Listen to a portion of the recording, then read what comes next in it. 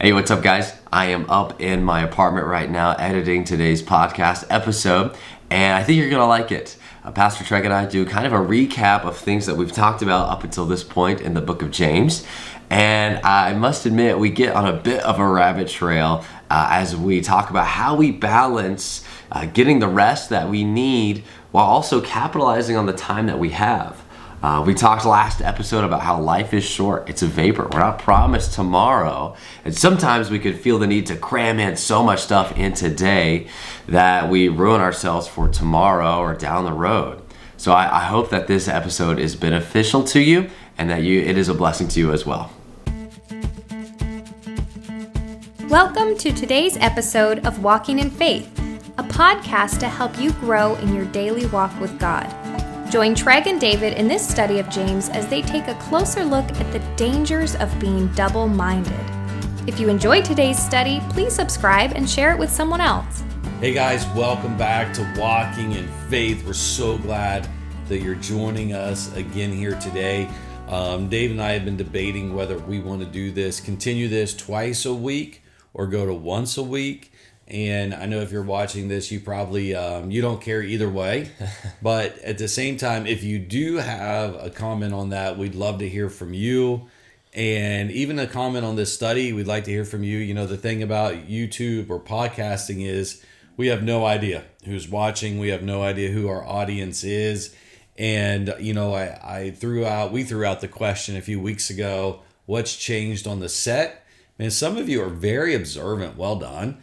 And I think, David, I don't know if we got gifts out to them or not. Not yet. All right, so in we the want to process. do that. But also, one of the other changes we made on set, I don't know if you recognize it or not, but we've got nice new Faith Baptist mugs that are there. And so drinking out of that this morning. And you can't see it, but also little coasters that say Pensacola Christian College alumni. So those are awesome. Those are new. And other than that, it's just same old Treg and David. So we've been in the book of James and we've been talking about, you know, double-mindedness. And sometimes as I get into the study, I've forgot the whole overall theme. And I think with each one of these lessons, you've been able to see its double-mindedness. But I just want to recap. And David and I just kind of recap and look at this double-mindedness that we've seen over and over and over again transpiring from James chapter 1, and if you tune into the last lesson, we were in 5, and in 5, as we talked last time, you know, the heart was a little burdened there, but, you know, life is short, so, you know, I'm saying, hey, life is short, you know, I need to live for God, but at the same time, I'm collecting riches. It's double-minded. I'm living for God, but at the same time, I'm living for me.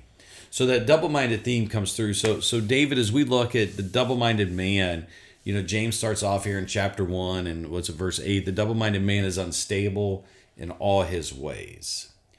And as we've transpired down through, you know, we talk even here in chapter 1, you see the double-minded man coming back and forth and back and forth. And how can I say, you know, I'm religious. Oh, I'm a spiritual man, but then I'm running my mouth all the time, right?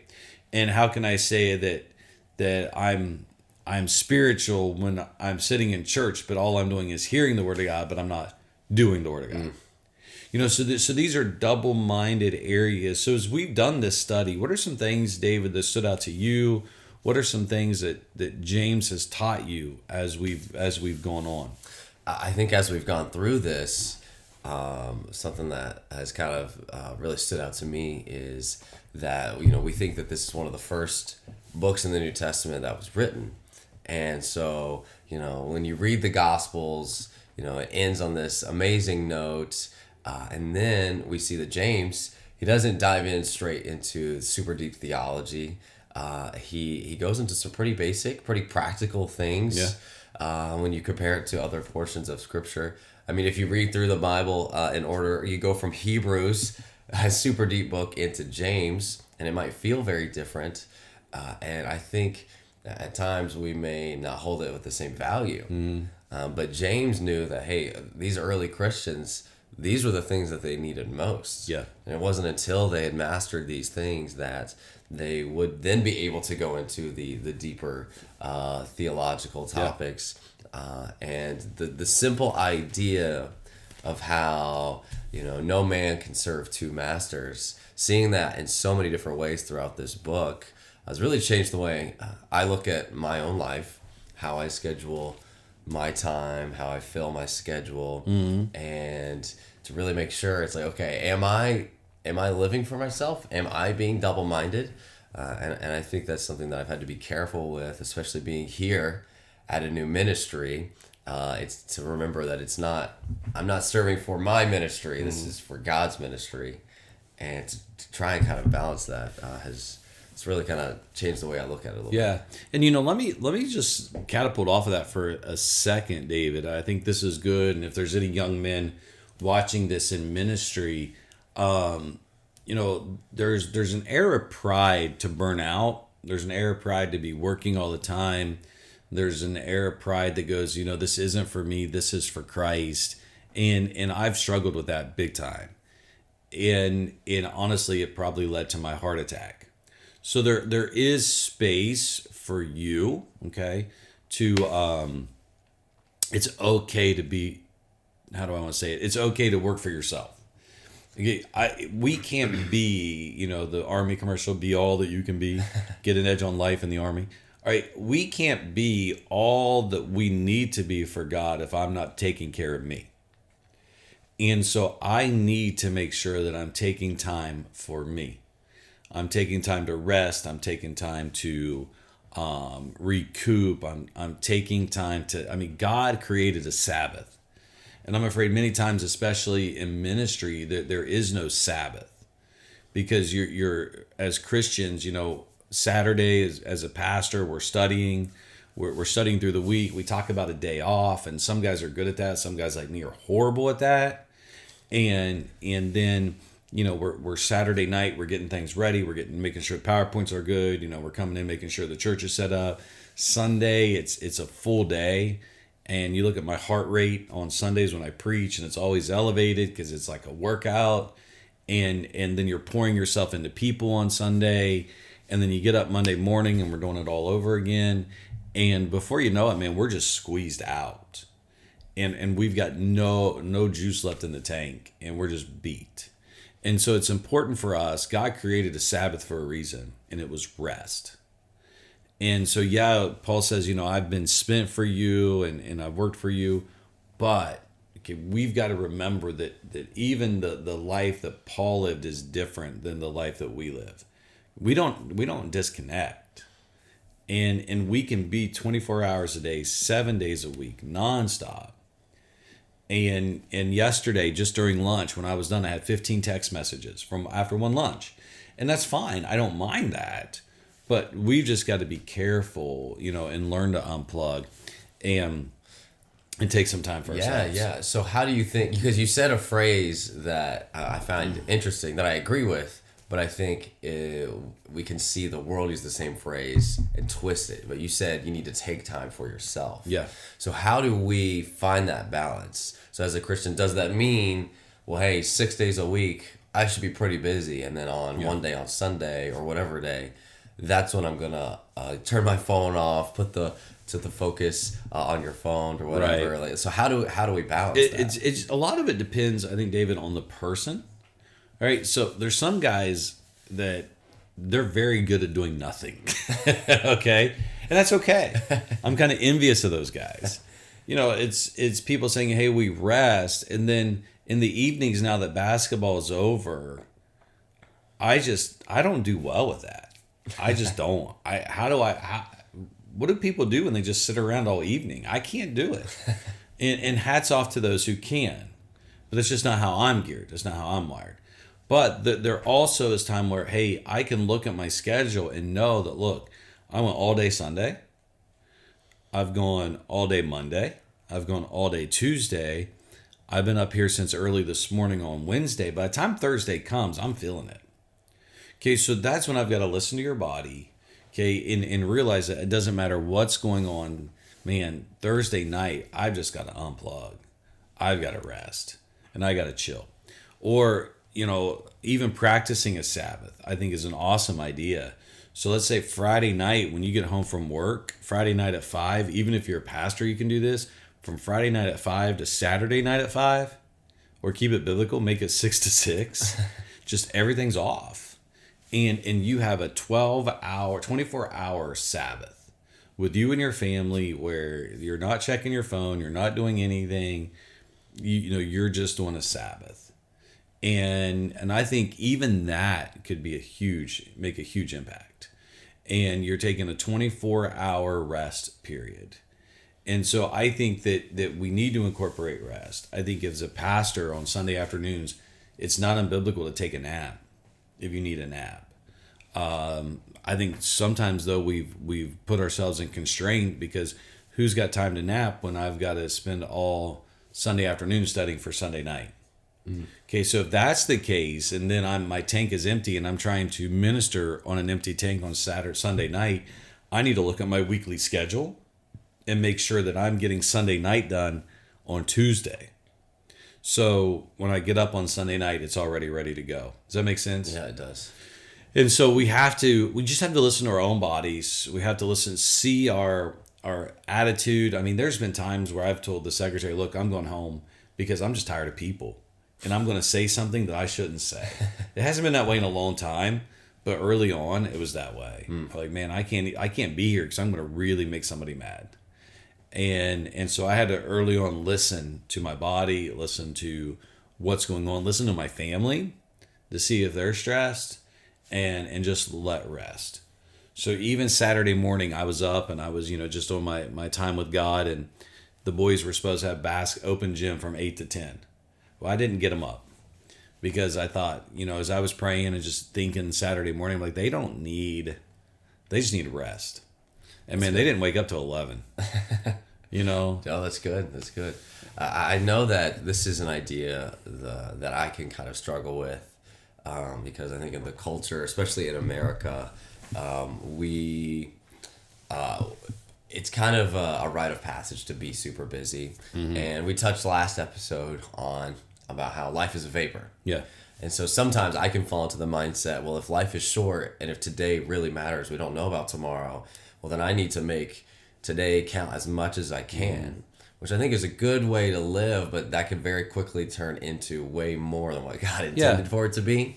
And so having this balance of making sure that, we are doing what we're supposed to, we are making today matter, but then also preparing for what may be down the road. Yeah, exactly. And you can't live life in fear of death. You just can't. That's good.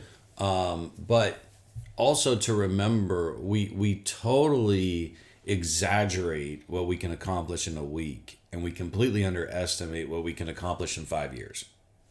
All right? So when I look at ministry, or I even look at here at Faith Baptist Church, I have on my reminders list 5-year plan. And I look back at that I set up at 2020, the things that I want to accomplish by 2025. A lot of those I have. But when I set those up in 2020, I thought, there's no way. Now, the one I haven't is learn to play the mandolin. I'm kind of like my father. I've got these great ambitions of playing instruments, and we're just not gifted. But then there's my children who just pick it up. It's like, you guys, I hate them all. But that comes from my wife's side of the family. If it's got a string, they can play it. But anyway, I'm not making that. But most of it, been able to do along those lines. But at the time, I thought, no way. But it's been 5 years. Okay, and in 5 years, you could do a lot. And so instead of trying to figure out, oh man, I can't learn, I've only learned 2 words of this language today. Well, you do 2 words a week and you extend that out, for 250 weeks or whatever, man, you can get a lot done. Yeah. And so don't, say, but Treg, that contradicts, life is short. We don't know. Well, again, we can't live in light of that. So we set these plans. Okay, and we look at the long term. Rome wasn't built in a day. And so as pastors, we can't think, man, if you live from Sunday to Sunday on church attendance, you're toast. You're just going to drive yourself crazy. And Sunday to Sunday, I have no idea what the attendance was this Sunday. Last Sunday, people were asking, man, we were full. What was our numbers? I don't know. What's the offerings? I don't know. Because you'll go crazy doing that. We're just faithfully ministering, let God do his thing. He adds to the church. He takes care of that, and go forward, little by little, day by day. And it just takes time. It takes energy. For instance, my son, when he was, I don't know, 10 years old, my wife is distraught. She's like, if we don't get a handle on him, he's going to kill somebody by the time he's 16. He's going to be in prison.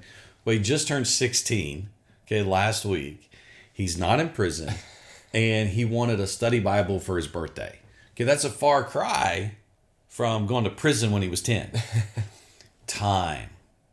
I can't change my son's anger issues at age 10.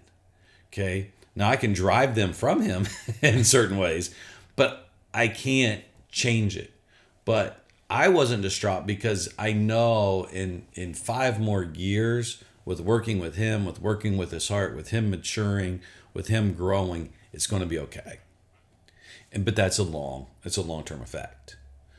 So if my kid is foolish at 6 or 7, praise the Lord, because he should be. And he's got the energy and the enthusiasm and the excitement to be foolish. He's got the energy to be angry. And foolishness is bound in the heart of the child. They're going to be dumb. And I had, 9 16-year-olds at my house on Monday, and they put on all the Taekwondo gear, and they were on the trampoline having this big Royal Rumble. And all our neighborhoods got young kids, and I just wanted to take a video and put it on our HOA page. Guys, it doesn't get any better. The bruises just get bigger. Yeah. But they're boys, and that's okay. But, it's the heart. And seeing their heart change is awesome. But that's time. And so don't, we can't just get caught up on the here and now. We need to look at the long term of it. And so that's what I would say there along those lines, David, when it comes to life, brevity of life, making plans, goals.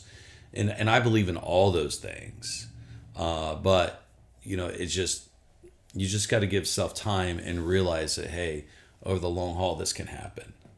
And then, just even in our ministry, seeing the maturity start to come and what's happening at Faith Baptist Church and people reproducing themselves and the growth that's transpiring, praise the Lord.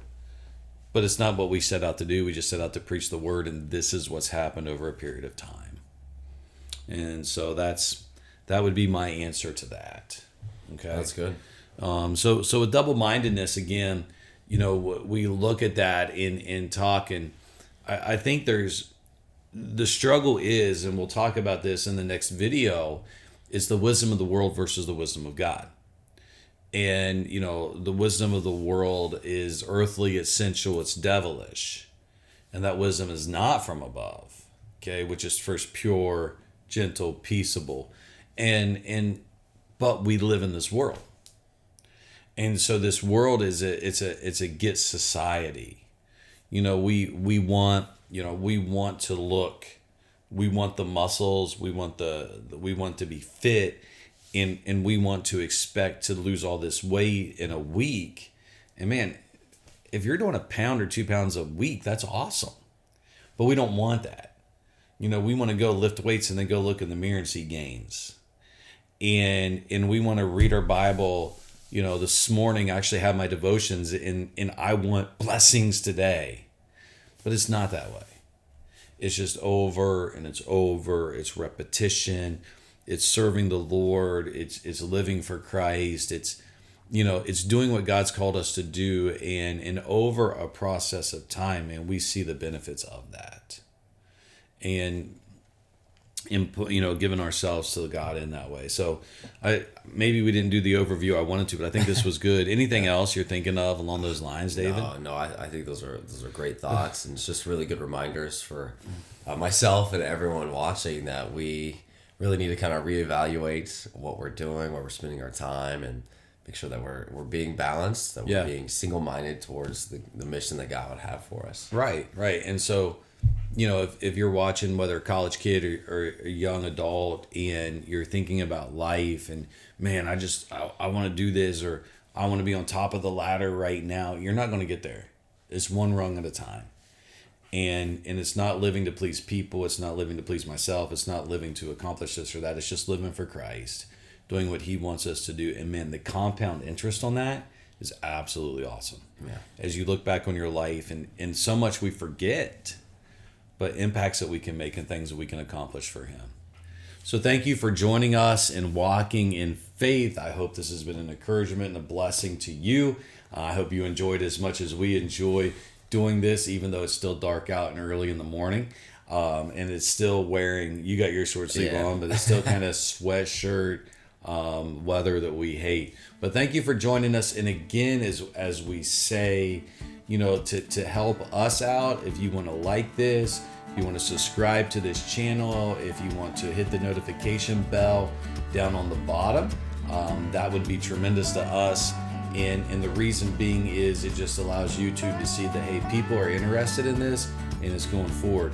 And one of the other things we're going to do, if you're still listening, most of our listeners are cut off already, but we've got to rename this channel. We've been calling it Walking in Faith, but there's so many Walking in Faiths out there that people, when they try to search it, they can't find it. So if you've got a sweet idea on what we ought to call this channel, we're up for ideas.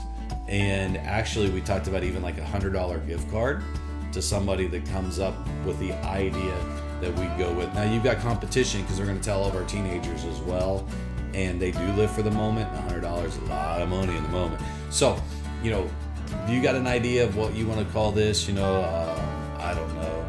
Yeah, I have no idea. Treg and David show, whatever. That's real original. Let us know, and we'd love to hear those ideas. Our brains are maxed out trying to figure out what to say, let alone what to call it. But anyway, thank you for joining us, and we'll see you again at this current time, Walking in Faith.